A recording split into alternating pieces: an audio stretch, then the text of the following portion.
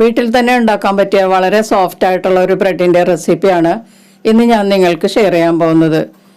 ഇതുണ്ടാക്കാനായിട്ട് നമുക്ക് ഓവൻ്റെ ആവശ്യമൊന്നുമില്ല. നമുക്ക് വീട്ടിൽ തന്നെയുള്ള പാത്രത്തിൽ നമുക്കിത് ബേക്ക് ചെയ്തെടുക്കാം. അപ്പോൾ dears, welcome to Thanda kitchen recipes. നമുക്ക് ഈ ബ്രെഡ് എങ്ങനെ തയ്യാറാക്കാമെന്ന് നോക്കാം. ഒരു മിക്സിംഗ് ബൗളിലേക്ക് 1/4 കപ്പ് നേരെ ചൂടുള്ള പാല് ചേർത്ത് കൊടുക്കാം. ഞാനിപ്പോൾ 1/2 കപ്പ് പാലാണ് ഒഴിച്ചത്. ഇപ്പോൾ 1/4 കപ്പും കൂടി ഒഴിച്ചിട്ടുണ്ട്. അപ്പോൾ അങ്ങനെ 1/4 കപ്പ് പാലാണ് വേണ്ടത്. ഇതിലേക്ക് 1 ടീസ്പൂൺ ഇൻസ്റ്റൻറ്റ് ഈസ്റ്റ് ചേർത്ത് കൊടുക്കാം. 2 ടീസ്പൂൺ ഷുഗറും കൂടി ചേർക്കാം. ഞാൻ ബ്രൗൺ ഷുഗറാണ് ചേർക്കുന്നത്. നിങ്ങൾക്ക് വൈറ്റ് ഷുഗർ ചേർത്താലും മതി. ഇനി ഇതിലേക്ക് ചേർക്കാൻ ഞാൻ 2 കപ്പ് മൈദയാണ് എടുത്തിരിക്കുന്നത്. അത് 2 ബൗളിലാക്കിയാണ് വെച്ചിരിക്കുന്നത്. പിന്നെ ഒരു ചെറിയ ബൗളിൽ കുറച്ച് മൈദ എടുത്തിട്ടുണ്ട്. അത് നമുക്ക് അത്യാവശ്യം വേണമെങ്കിൽ ഒന്ന് തൂവി കൊടുക്കാൻ വേണ്ടി എടുത്തതാണ്. ഇനി 2 കപ്പ് മൈദയിൽ 1 ടീസ്പൂൺ ഇതിലേക്ക് ചേർത്തിട്ട് നല്ലതുപോലെ ഒന്ന് മിക്സ് ചെയ്ത് കൊടുക്കാം.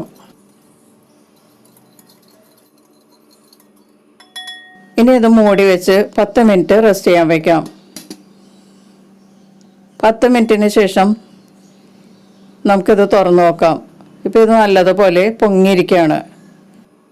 ഇതൊന്ന് മിക്സ് ചെയ്ത് കൊടുത്തിട്ട് ഇതിലേക്ക് നമുക്ക് ടേസ്റ്റിനുള്ള ഉപ്പ് ചേർത്ത് കൊടുക്കാം. പിന്നെ ഇതിലേക്ക് 2 ടേബിൾ സ്പൂൺ വെജിറ്റബിൾ ഓയിൽ ചേർത്ത് കൊടുക്കാം. ഒലിവ് ഓയിലോ അല്ലെങ്കിൽ സൺഫ്ലവർ ഓയിലോ റൈസ് ബ്രാൻ കുക്കിംഗ് ഓയിൽ, ഏത് ഓയിൽ വേണമെങ്കിലും ചേർക്കാം. ഗീ ഉരുക്കിയിട്ട് വേണമെങ്കിൽ അതും ചേർക്കാം കേട്ടോ. ഇനി ഇതിലേക്ക് അളന്ന് വെച്ചിരിക്കുന്ന മൈദ ഇതിലേക്ക് കുറേശ്ശെ ചേർത്ത് മിക്സ് ചെയ്യാം. ആദ്യം ഒരു ബൗളിലുള്ള 1 കപ്പ് നമുക്കിതിലേക്ക് ചേർത്ത് മിക്സ് ചെയ്യാം. ഇപ്പം ഞാൻ 1 കപ്പ് പൊടി ഇതിൽ മിക്സ് ചെയ്തിട്ടുണ്ട്. ഇനി നമുക്ക് ഈ വിസ്ക് മാറ്റിയിട്ട് ഒരു സ്പാച്ചിലയോ സ്പൂണോ ഉപയോഗിച്ച് മിക്സ് ചെയ്യാം. മാവ് കട്ടിയായി വരും തോറും സ്പൂൺ ഉപയോഗിക്കുന്നതാണ് സൗകര്യം.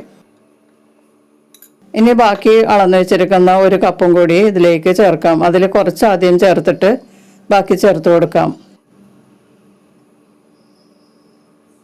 ഇപ്പം ഞാനത് പകുതി ചേർത്തത് മിക്സ് ചെയ്തിട്ടുണ്ട്. ഇനി ബാക്കി പകുതിയും കൂടി ചേർത്തിട്ട് ഒന്ന് മിക്സ് ചെയ്ത് കൊടുക്കാം. 2 കപ്പ് മുഴുവനായിട്ടും മൈദ ചേർത്ത് കഴിഞ്ഞപ്പോൾ ഈ ബാറ്റർ കുറച്ച് കട്ടിയാണ്. നമുക്ക് ഈ സ്പാച്ചില മാറ്റിയതിന് ശേഷം കൈകൊണ്ട് കുഴച്ചെടുക്കാം. അപ്പം നല്ലതുപോലെ തേച്ച് കുഴക്കാൻ പറ്റും. ഇത് കറക്റ്റ് കൺസിസ്റ്റൻസി ആണ് കേട്ടോ. നമ്മളെടുത്ത 1/4 കപ്പ് പാല്, 2 കപ്പ് മൈദ, അതാണ് കറക്റ്റായിട്ടുള്ള മെഷർമെൻറ്റ്. അത് നന്നായിട്ട് തേച്ച് കൊടുക്കുക. അപ്പോൾ ഈ കയ്യിൽ ഒട്ടിപ്പിടിക്കുന്ന പാകത്തിലായിരിക്കും ഇരിക്കുന്നത്. ചപ്പാത്തി മാവിനേലും കുറച്ചുകൂടി ലൂസായിട്ടുള്ളത്, എന്നാൽ ഒത്തിരി ലൂസും അല്ല കേട്ടോ. ഇനി നമുക്ക് കൗണ്ടർ ടോപ്പിലോട്ട് കുറച്ച് മൈദ തൂവിയതിന് ശേഷം ഈ പൊടി വെച്ചിട്ട് നല്ലതുപോലെ ഒന്ന് കുഴച്ചെടുക്കാം.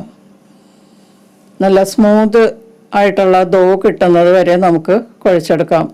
അല്ലെങ്കിൽ നമ്മളിപ്പോൾ ഇത് മൂടി വെച്ചിട്ട് ഒരു 15 മിനിറ്റ് അരമണിക്കൂറൊക്കെ കഴിഞ്ഞിട്ട് വീണ്ടും തേച്ച് കുഴക്കേണ്ടി വരും. അപ്പോൾ ആദ്യമേ തന്നെ ഇത് നല്ലതുപോലെ തേച്ച് കുഴച്ച് 5 മിനിറ്റെങ്കിലും തേച്ച് കുഴച്ചാൽ വീണ്ടും നമ്മൾ എടുത്തിട്ട് തേച്ച് കുഴക്കേണ്ടി വരില്ല. ഇപ്പം ഞാനിത് 5 മിനിറ്റ് തേച്ച് കുഴച്ചതാണ്. നല്ല സ്മൂത്തായിട്ടുള്ള ദോവായിട്ടുണ്ട്. ഇനി നമുക്കിത് നേരത്തെ എടുത്ത ബൗളിലേക്ക് കുറച്ച് എണ്ണ തടവിയതിന് ശേഷം അതിലേക്ക് ഇട്ട് കൊടുക്കാം. കുഴിച്ച് വെച്ചിരിക്കുന്ന ഈ മാവിൻ്റെ പുറത്തേക്കും കുറച്ച് എണ്ണ ഒഴിച്ചതിന് ശേഷം ഒന്ന് പുരട്ടി കൊടുക്കാം. അപ്പോൾ മാവ് ഡ്രൈ ആയി പോകാതിരിക്കാനാണ് ഇങ്ങനെ ചെയ്യുന്നത് കേട്ടോ. ഇനി നമുക്കിത് മൂടി വെച്ചിട്ട് 1 മണിക്കൂർ അല്ലെങ്കിൽ 1.5 മണിക്കൂർ വെയിറ്റ് ചെയ്യാം. ഇത് നല്ലതുപോലെ പൊങ്ങി വരണം. ഏകദേശം ഡബിളായിട്ട് പൊങ്ങുന്നത് വരെ വെയിറ്റ് ചെയ്യണം. ഈ സമയത്ത് നമുക്ക് ബ്രെഡിൻ്റെ കൂടെ കഴിക്കാനുള്ള ഒരു സ്റ്റൂ ഉണ്ടാക്കിയെടുക്കാം. ചിക്കൻ സ്റ്റൂ ആണ് ഉണ്ടാക്കാൻ പോകുന്നത് കേട്ടോ. അതറിയാവുന്നവരാണെങ്കിൽ ഈ ഭാഗം സ്കിപ്പ് ചെയ്യുക. ചൂടായ ഒരു പാനിലേക്ക് 1 ടേബിൾ സ്പൂൺ ഗീയും 1 ടേബിൾ സ്പൂൺ വെളിച്ചെണ്ണയും ചേർത്തിട്ടുണ്ട്. ഇതിലേക്ക് 2 കഷ്ണം പട്ട, ഒരു 6-7 ഗ്രാമ്പു, 4 ഏലക്കായ, 1/2 ടീസ്പൂൺ വലിയ ജീരകം കൂടി നല്ലതുപോലെ ചൂടാക്കാം. ഇത് ചൂടായി കഴിയുമ്പോൾ ഇതിലേക്ക് 1.5 ഇഞ്ച് നീളത്തിൽ 2 കഷ്ണം ഇഞ്ചി ചതച്ചത് ഇതിലേക്ക് ചേർത്ത് കൊടുക്കാം. ഒരു 10-12 ചെറുള്ളിയും കൂടി വട്ടത്തിൽ അരിഞ്ഞത് ചേർത്ത് നല്ലതുപോലെ വഴറ്റി കൊടുക്കാം. ചെറുള്ളിയൊക്കെ നല്ലതുപോലെ ചുവന്ന് വരുന്ന സമയത്ത് ഇതിലേക്ക് 2 ടീസ്പൂൺ മൈദ ചേർത്ത് കൊടുക്കാം. ഇപ്പോൾ ചെറുള്ളി നല്ലതുപോലെ മൂത്ത് തുടങ്ങിയിട്ടുണ്ട്. ഇതിലേക്ക് ഇനി മൈദ ചേർത്ത് കൊടുക്കാം. 2 ടീസ്പൂൺ മൈദയാണ് ചേർക്കുന്നത്. ഇനി നല്ലതുപോലെ വഴറ്റി കൊടുക്കാം. മൈദയുടെ പച്ചമണമൊക്കെ മാറുന്നത് വരെ വഴറ്റി കൊടുക്കണം. ഇപ്പം മൈദയുടെ പച്ചമണമൊക്കെ മാറിയിട്ടുണ്ട്. നേരെ ലൈറ്റ് യെല്ലോ കളറായിട്ടുണ്ട് മൈദയ്ക്ക്. ഇനി ഇതിലേക്ക് കുറച്ച് കറിവേപ്പില ചേർത്ത് കൊടുക്കാം. വഴറ്റി കൊടുത്ത് നല്ലതുപോലെ ചൂടായതിന് ശേഷം ഇതിലേക്ക് 2 വലിയ സവാള സ്ലൈസ് ചെയ്തത് ചേർത്ത് കൊടുക്കാം. ഈ വീഡിയോ കണ്ടുകൊണ്ടിരിക്കുമ്പോൾ നിങ്ങൾക്ക് ഇഷ്ടമാകുകയാണെങ്കിൽ മറക്കാതെ ഒന്ന് ലൈക്ക് ചെയ്യുകയും സബ്സ്ക്രൈബ് ചെയ്തൊന്ന് സപ്പോർട്ട് ചെയ്യുകയും ചെയ്യണേ. എൻ്റെ അടുത്ത വീഡിയോസ് കിട്ടാൻ വേണ്ടിയിട്ട് ആ ബെല്ലൈക്കണും കൂടി ഒന്ന് പ്രസ് ചെയ്തേക്കുക. സവാള ചേർത്തതിന് ശേഷം ഇതിലേക്ക് ഒരു 3 വലിയ പച്ചമുളക് 2ആക്കി കട്ട് ചെയ്ത് ചേർക്കാം. എരിവിനുള്ള പച്ചമുളകാണ് കേട്ടോ ചേർക്കുന്നത്. ഇനി നല്ലതുപോലെ വഴറ്റി കൊടുത്ത് സവാളയൊക്കെ ഒന്ന് സോഫ്റ്റ് ആവുന്നത് വരെ വഴറ്റി കൊടുക്കാം. സവാള വേഗത്തിൽ വാടിക്കിട്ടാൻ വേണ്ടിയിട്ട് ഇതിലേക്ക് കുറച്ച് ഉപ്പ് ചേർത്ത് കൊടുക്കാം. ഞാനിപ്പോൾ 1/2 ടീസ്പൂൺ ഉപ്പ് ചേർത്തിട്ടുണ്ട്. ബാക്കി നമുക്ക് പിന്നീട് ചേർക്കാം. ഇപ്പോൾ സവാളയൊക്കെ നല്ലതുപോലെ സോഫ്റ്റ് ആയിട്ടുണ്ട്. സവാള സോഫ്റ്റ് ആകുമ്പോൾ നമ്മൾ ഇട്ടതിൽ ഏകദേശം പകുതിയോളം ചുരുങ്ങി വരും. ഇനി ഇതിലേക്ക് 1 ടീസ്പൂൺ നിറയെ കുരുമുളക് ചേർത്ത് കൊടുക്കാം. കുരുമുളക് പൊടി 1/4 ടീസ്പൂൺ ഗരം മസാലയും കൂടി ചേർത്തിട്ടുണ്ട്.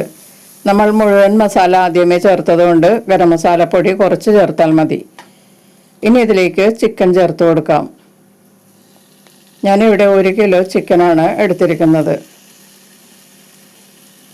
ഇനി എല്ലാം കൂടി ഒന്ന് വഴറ്റി കൊടുക്കാം. ചിക്കൻ ഒന്ന് ഏകദേശം കുക്കാവുന്നത് വരെ തുറന്ന് വെച്ച് ഇളക്കി കൊടുക്കാം. ഇപ്പോൾ ചിക്കൻ ഏകദേശം കുക്കായിട്ടുണ്ട്. നല്ല വെള്ള നിറമായിട്ട് മാറിയിട്ടുണ്ട്. ഇതിലേക്ക് ഇനി കഷ്ണങ്ങളാക്കിയ ഉരുളക്കിഴങ്ങ് ചേർത്ത് കൊടുക്കാം. 300 ഗ്രാം ഉരുളക്കിഴങ്ങാണ് ഞാൻ എടുത്തിട്ടുള്ളത്. ഇതിലേക്കൊരു 200 ഗ്രാം ക്യാരറ്റും കൂടി ഞാൻ ചേർക്കുന്നുണ്ട്. ഇനി ഇതെല്ലാം കൂടി നല്ലതുപോലെ മിക്സ് ചെയ്യാം. ബ്രോയിലർ ചിക്കൻ ആയതുകൊണ്ട് അധികം വേവില്ല. അതുകൊണ്ടാണ് ഉരുളക്കിഴങ്ങും ക്യാരറ്റും എല്ലാം കൂടി ഒരുമിച്ചിട്ടത്. കിഴങ്ങൊക്കെ വേകുന്നതോടൊപ്പം തന്നെ ചിക്കനും വെന്ത് കിട്ടും. ഇത് നല്ലതുപോലെ മിക്സ് ചെയ്തതിന് ശേഷം പോരാത്ത ഉപ്പും കൂടി ചേർത്ത് കൊടുക്കാം. നിങ്ങൾ ചേർക്കുമ്പോൾ നിങ്ങളുടെ ടേസ്റ്റ് അനുസരിച്ചുള്ള ഉപ്പ് ചേർക്കുക. അറിയില്ലാത്തവരാണെങ്കിൽ ഇതെല്ലാം ചേർത്തതിന് ശേഷം അവസാനം നോക്കിയിട്ട് കുറേശ്ശെ ചേർത്ത് പാകത്തിനാക്കിയെടുക്കണം. ഇനി ഇതിലേക്ക് നമുക്ക് ചൂടുവെള്ളം ചേർത്ത് കൊടുക്കാം. കിഴങ്ങും ചിക്കനൊക്കെ വേകാനുള്ള വെള്ളമാണ് ചേർത്ത് കൊടുക്കേണ്ടത്. ഏകദേശം ഈ കഷ്ണങ്ങൾക്ക് ഒപ്പം നിൽക്കുന്ന രീതിയിൽ വെള്ളം ഒഴിച്ചു കൊടുക്കുക. നമ്മളിതിലേക്ക് തേങ്ങാപ്പാലൊക്കെ ചേർക്കാനുള്ളതാണ്. അതുകൊണ്ട് ഒത്തിരി നീണ്ടു പോകരുത്. ഇനി ഇത് തിളച്ചതിന് ശേഷം മൂടി വെച്ച് ഒരു 15 മിനിറ്റ് മീഡിയം ഹീറ്റിൽ വേവിച്ചെടുക്കാം. ചിക്കനും കിഴങ്ങൊക്കെ വേകുന്ന നേരം കൊണ്ട് നമുക്ക് കശുവണ്ടി പാല് റെഡിയാക്കി എടുക്കാം. ഞാനിവിടെ 5 കശുവണ്ടി എടുത്തിട്ടുണ്ട്. ഇത് നല്ലതുപോലെ കുതിർത്തിയതാണ്. ഇത് നന്നായിട്ടൊന്ന് അരച്ച് പാലാക്കി എടുക്കണം. ഇപ്പോൾ 15 മിനിറ്റ് കഴിഞ്ഞിട്ടുണ്ട്. നമ്മൾ ചിക്കനും കിഴങ്ങൊക്കെ വേവിക്കാൻ വെച്ചിട്ട് നമുക്ക് തുറന്ന് നോക്കാം. കിഴങ്ങ് വെന്തോന്ന് അറിയാനായിട്ട് സ്പൂണിലെടുത്തിട്ട് ഒന്ന് കട്ട് ചെയ്ത് നോക്കുക. വേഗത്തിൽ ഉടയുന്നുണ്ടെങ്കിൽ അത് പാകമായിട്ടുണ്ട്. ഇനി നമുക്കിതിലേക്ക് കശുവണ്ടി പാല് ചേർത്ത് കൊടുക്കാം. 5 കശുവണ്ടി കുതിർത്തിയതാണ്. നിങ്ങൾക്ക് വേണമെങ്കിൽ 10 എണ്ണം വരെ എടുക്കാം കേട്ടോ. അപ്പോൾ ഗ്രേവിക്ക് നല്ല ടേസ്റ്റ് ഉണ്ടാവും. കശുവണ്ടിപ്പാൽ ചേർത്തതിന് ശേഷം 2-3 മിനിറ്റ് തിളക്കണം. ഇപ്പോൾ ഇത് തിളക്കാൻ തുടങ്ങിയിട്ട് 2 മിനിറ്റ് കഴിഞ്ഞിട്ടുണ്ട്. ഇനി നമുക്കിതിലേക്ക് തേങ്ങാപ്പാൽ ചേർത്ത് കൊടുക്കാം. 1.5 കപ്പ് തേങ്ങാപ്പാലാണ് ഞാനിതിലേക്ക് ചേർക്കുന്നത് കേട്ടോ. നിങ്ങൾക്ക് എത്രമാത്രം ഗ്രേവി ലൂസാകണോ അതനുസരിച്ച് തേങ്ങാപ്പാൽ ചേർക്കുക. നല്ല തിക്കായിട്ടുള്ള തേങ്ങാപ്പാലാണ് ചേർക്കുന്നത്. 1-ാം പാലൊന്നുമല്ല, ഒറ്റ പാലായിട്ടാണ് ഞാനിത് പിഴിഞ്ഞെടുത്തത്. ഇനി നന്നായിട്ട് ഒന്ന് തിളച്ച് വരുന്ന സമയത്ത് തന്നെ സ്റ്റവ് ഓഫ് ചെയ്യുക. അതിനുശേഷം കുറച്ച് മല്ലിയില തൂവി കൊടുത്ത് മിക്സ് ചെയ്യാം. മല്ലിയില ഒത്തിരി ചേർക്കേണ്ട ആവശ്യമില്ല കേട്ടോ. പിന്നെ ഇത് ചേർക്കുന്നത് ഇഷ്ടമല്ലാത്തവരാണെങ്കിൽ അത് ചേർക്കേണ്ട ആവശ്യവുമില്ല. ഈ സമയത്ത് ഇതിൽ ഉപ്പൊക്കെ ഒന്ന് ടേസ്റ്റ് ചെയ്ത് നോക്കണം. പോരാത്ത ഉപ്പുണ്ടെങ്കിൽ നമുക്ക് ചേർത്ത് കൊടുക്കാം. അവരുടെ ടേസ്റ്റ് അനുസരിച്ചുള്ള ഉപ്പ് ആയിട്ടുണ്ടോ എന്ന് നോക്കുക. ഇനി ഇതിലേക്ക് കശുവണ്ടിയും കിസ്മസും കൂടി നെയ്യിൽ മൂപ്പിച്ചത് ചേർത്ത് കൊടുക്കാം. ഇപ്പോൾ ബ്രെഡിനൊപ്പം കഴിക്കാൻ പറ്റിയ ചിക്കൻ സ്റ്റൂ റെഡി ആയിട്ടുണ്ട്. ഇനി ബ്രെഡ് ബേക്ക് ചെയ്യാനുള്ള മോൾഡ് റെഡിയാക്കി എടുക്കാം. ഞാനിവിടെ ഒരു ഗ്ലാസ് മോൾഡാണ് എടുത്തിരിക്കുന്നത്. ഇത് ബ്രെഡ് ബേക്ക് ചെയ്യണ മോൾഡല്ല. ബ്രെഡിൻ്റെ മോൾഡ് എൻ്റെ കയ്യിലില്ലാത്തത് കൊണ്ട് ഞാൻ ഇതാണ് എടുത്തിരിക്കുന്നത് കേട്ടോ. ഇതൊന്ന് നമുക്ക് കുറച്ച് എണ്ണ തടവിയെടുക്കാം. ഇതേപോലത്തെ മോൾഡിൽ ബേക്ക് ചെയ്താൽ കുറച്ച് പരന്ന രീതിയിലുള്ള ബ്രെഡായിരിക്കും ഉണ്ടാവുക. എണ്ണ പുരട്ടിയ ഈ മോൾഡ് നമുക്ക് മാറ്റി വയ്ക്കാം. ഇനി ബ്രെഡിനുള്ള മാവ് പൊങ്ങിയൊന്ന് നോക്കാം. ഇപ്പോൾ 1 മണിക്കൂർ കഴിഞ്ഞപ്പോഴാണ് കേട്ടോ ഞാനിത് തുറക്കുന്നത്. മാവ് നന്നായിട്ട് പൊങ്ങിയിട്ടുണ്ട്. ഇനി നമുക്ക് കൗണ്ടർ ടോപ്പിൽ കുറച്ച് പൊടി തൂകിയതിന് ശേഷം ഈ മാവിൽ എയർ ബബിൾസൊക്കെ ഒന്ന് കളഞ്ഞെടുക്കാം. നന്നായി പൊങ്ങിയിരിക്കുന്ന ഈ മാവ് നമുക്ക് കൗണ്ടർ ടോപ്പിലേക്ക് ഇട്ട് കൊടുക്കാം.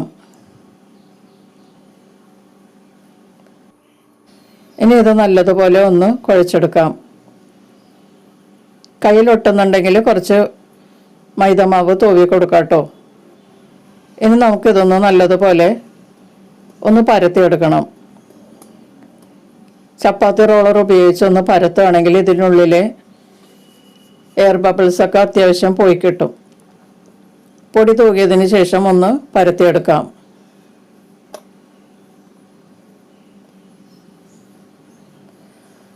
ഒത്തിരി നേരിയതായിട്ട് പരത്തേണ്ട ആവശ്യമില്ല കേട്ടോ. കട്ടിയായി തന്നെ കുറച്ചൊന്ന് പരത്തിയെടുക്കാം.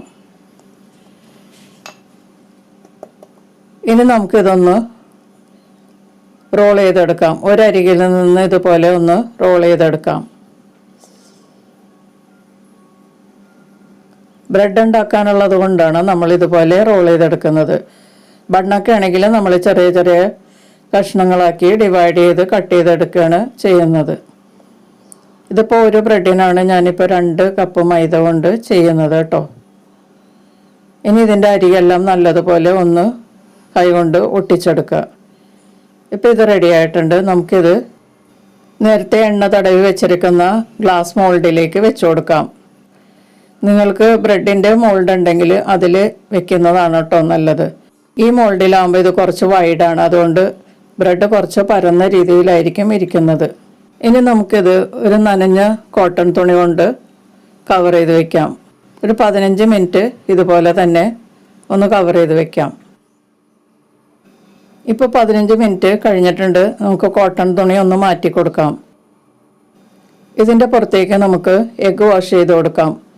മുട്ടയുടെ ഉണ്ണിയിൽ 2 ടീസ്പൂൺ പാല് ചേർത്ത് മിക്സ് ചെയ്തതാണ്. അത് ഇതിൻ്റെ പുറത്തേക്ക് ഒന്ന് അപ്ലൈ ചെയ്യാം. അരികിലും മീതയൊക്കെ പറ്റുന്ന അത്രയും നമുക്ക് ഒന്ന് ബ്രഷ് കൊണ്ട് പുരട്ടി കൊടുക്കാം. ഇനി ഇത് നമുക്ക് ബേക്ക് ചെയ്തെടുക്കാം.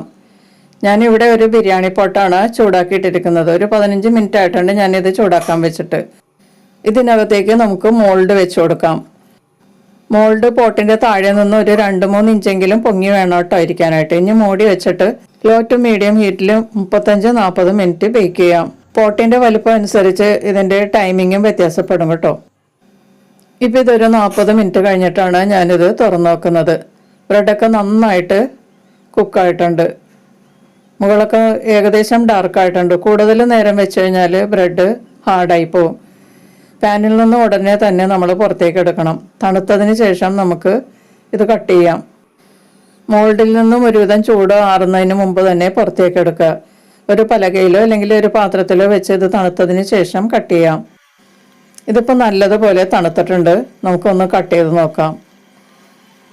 എത്ര നേരിയതായിട്ട് വേണമെങ്കിലും നമുക്കിത് കട്ട് ചെയ്യാം. നല്ല സോഫ്റ്റ് ആയിട്ടാണ് ബ്രെഡ് ഇരിക്കുന്നത്. കണ്ടില്ലേ? നമുക്കിത് സ്റ്റൂവിൻ്റെ കൂടെ കഴിച്ചാൽ എത്ര കഴിച്ചാലും മതിയാവില്ല. ബ്രെഡ് ബേക്ക് ചെയ്ത മോൾഡ് പൊക്കം കുറവും വൈഡും ആയതുകൊണ്ടാണ് ബ്രെഡ് ഇതുപോലെ ഇരിക്കുന്നത് കേട്ടോ. കട്ടി കൂടിയ മോൾഡായിരുന്നെങ്കിൽ ശരിക്കും ബ്രെഡ് പോലെ തന്നെ നല്ല കട്ടിയിൽ ഇത് ബേക്കായി കിട്ടും. വളരെ സോഫ്റ്റ് ആയിട്ടുള്ള ഈ ബ്രെഡ് ചിക്കൻ സ്റ്റൂവിൻ്റെ കൂടെ കഴിച്ചാൽ എത്ര കഴിച്ചാലും മതിയാവില്ല.